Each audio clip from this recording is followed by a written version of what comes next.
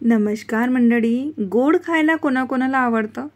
प्रत्येकजण असा असतो, त्याला कधी ना कधीतरी गोड खावंसं वाटतं.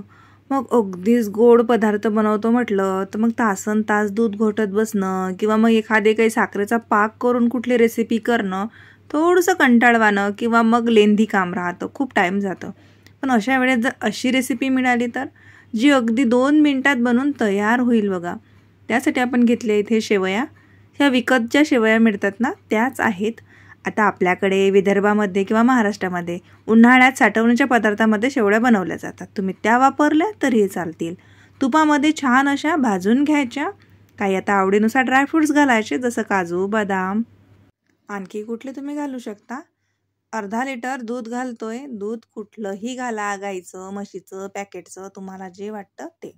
तुम्ही जे घरी वापरत असाल ते घालायचं. आता फुल फॅट क्रीम जर असेल ना तर आणखीनच छान. म्हणजे खीर कशी अशी दाटसर बनेल, जास्त त्याला आटवत बसायची गरज पडणार नाही. आणि आपण ह्या शेवड्या आणि जे ड्रायफ्रूट्स तुपावरती भाजून घेतलंय ना, त्यामुळे त्याची चव आणि रिचनेस आणखीनच वाढलेला आहे. साखर घालून घेऊयात चवीनुसार. तुम्ही यामध्ये मिश्री घालू शकता किंवा मग बनारसी साखर घालू शकता.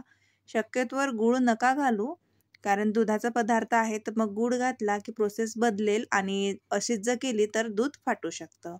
साखर घातली आपण चवीनुसार. इलायचीची पावडर घातली. थोडंसं जायफळ किसून घालायचं, म्हणजे चव छान येते. आणि छान आता याला खदखदून शिजू द्यायचं. मस्त असा दाटसरपणा आलेला आहे. उन्हाळ्यामध्ये पाहुण्यांची ये-जा असतेच.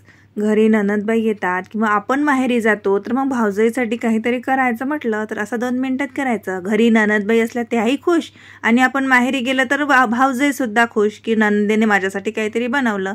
आणि किती सोपं आहे ना, हो की नाही? तर पटकन बनवा आणि तुमचे अनुभव माझ्यासोबत जरूर शेअर करा. रेसिपी अगदी साधी, सरळ, सोपी आहे. बनवायला देखील सोपी आहे. कमी खर्चात बनणारी आहे, तर नक्कीच बनवा. भेटूया नवीन व्हिडिओमध्ये.